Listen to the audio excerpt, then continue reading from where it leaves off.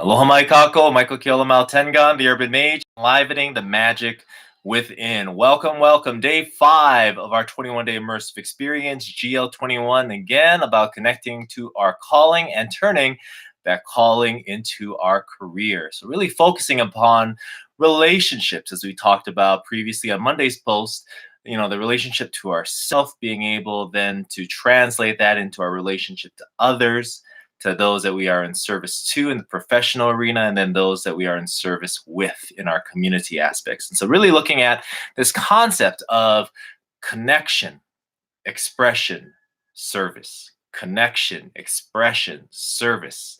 And as we go through this process, what we are able to do indeed is create something that is fulfilling for ourselves and is something that is in support of the world around us. And so looking at today, we're going to be talking about the physical aspect, right? Back to that 4-body system: physical, mental, emotional, and spiritual. Looking at that physical aspect, which is going to be focusing our attention upon what's known as transferable skills. Now, skills, obviously, if you take that as a word, it's the things that actions and abilities that we have honed, that we have developed, that we have worked with. Transferable meaning that it is relevant in this situation as it is in this one. And so looking at that broadly speaking could be a matter of education. Perhaps it's that capacity to effectively communicate in a large group setting. For example, it could be something like facilitate, the ability to guide and direct in an experiential process, or perhaps something along the lines of coaching, working one-on-one or in small group settings to execute a program for a person. And so as we look at all these different things as examples, then what we're really able to do is we're able to focus our attention on where we are best able to be of service now. Now, we want to look at that as an output, meaning that that's something that first and foremost, as we start off with the activities that we ourselves find fulfilling, then what we're able to do is, again, interpersonal, start with ourselves, interpersonal, see it then begin to expand and sprawl out, going out into our professional and community arenas. And so with that idea and that concept of transferable skills, then what we're going to be really talking about today is where we can most directly take action now as we continue to develop other skills as we move forward. And so looking at that, then what we're really going to start off with is, and you're going to need this is a different journal for a different purpose, but you're going to need your journal and a pen. And what you're going to want to do is look at 3 primary items to write about. First and foremost, we're going to look at what are, in your own personal history, what are the 3 most fulfilling jobs that you have had. And when I say jobs, maybe it's better to look at it in terms of the work that you have done. Now, this can come in a paid capacity, work that you've done in terms of your career, for example, or even like a job that you've had. Maybe you really enjoyed your first job as a tour guide and you love that. And perhaps you haven't done that since. So the 3 most fulfilling jobs that you have experienced. Of those 3 jobs, the next point you're going to write about is looking at the most satisfying activity, task, or skill that you developed in that.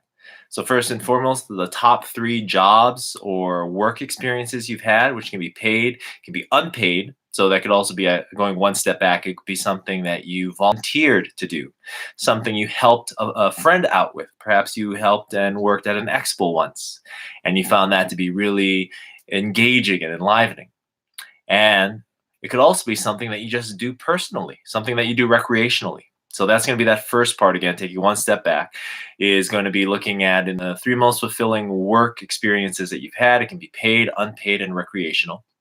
Going into the second point then, of those 3 that you've identified. So for example, I'll use myself as an example.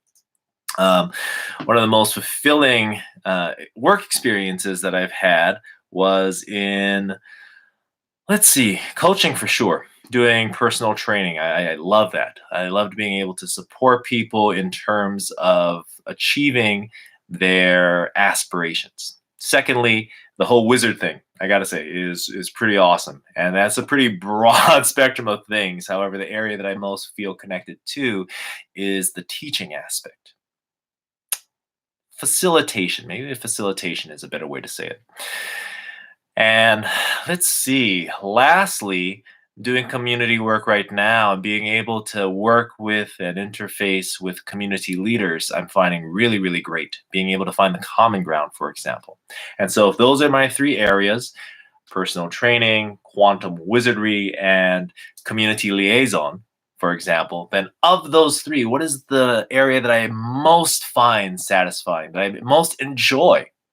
And so, say, for example, in the coaching, for example, it could be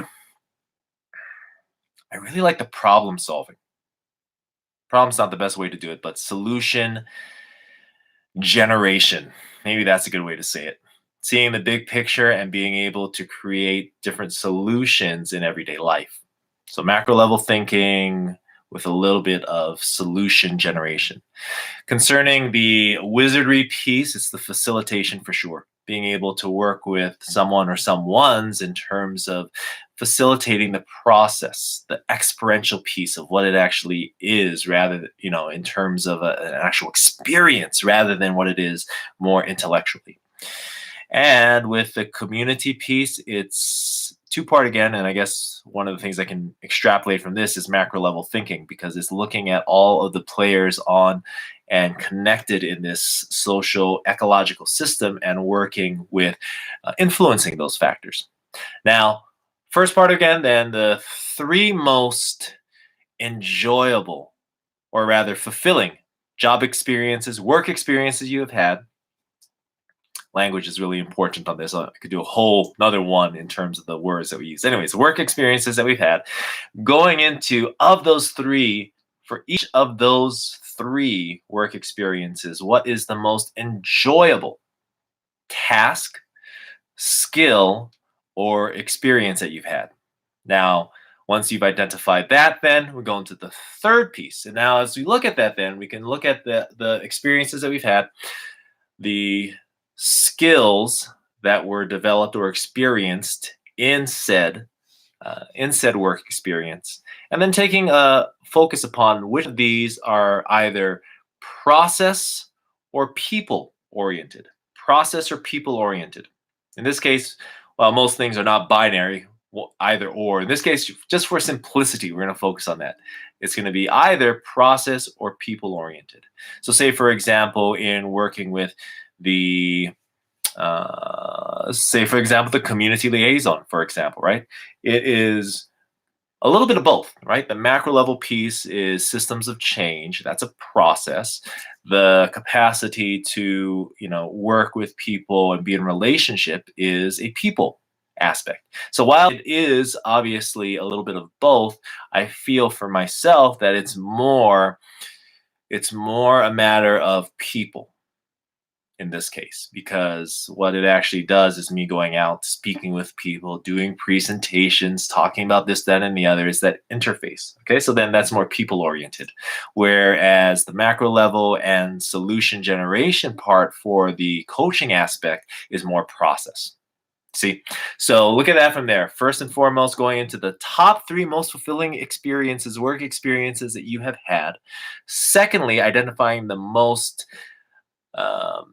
satisfying skill, talent, or experience for each of those. And at the very end, just put either is it people or process oriented.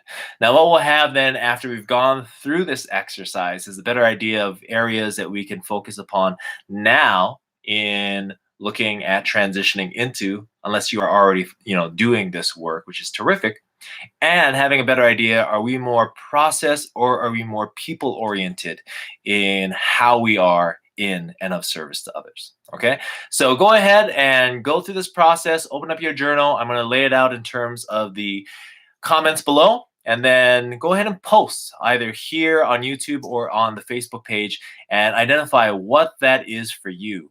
And you can do it more simply in a more simplified way. Are you either more process or are you more people oriented? All right. That's it for now. Love and aloha to you all. Take care of each other and ahui ho.